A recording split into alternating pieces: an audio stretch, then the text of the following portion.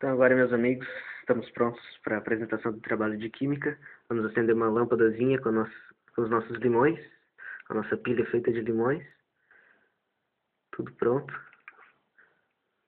Aguardar um pouquinho. Sempre ocorrem problemas. Tudo pronto para ligar Perfeito. a nossa lâmpada. O teste final O problema do nosso trabalho. está escorregando um pouquinho. Filma ali dentro, ó. Tá. Alguns problemas ocorreram, mas já...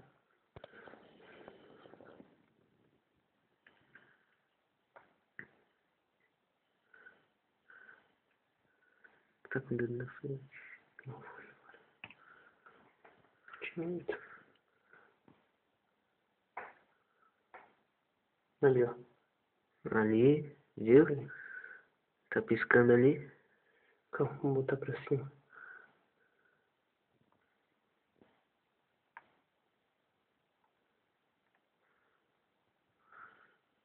Ó. Perceba a luzinha acendendo. Dá. Perfeitamente. Dá mesmo? Uhum. Eu consigo. Acende mais uma vez, pra gente ver. Perceber ela apagada. Bota um pouco lá em cima. E agora ela acendendo.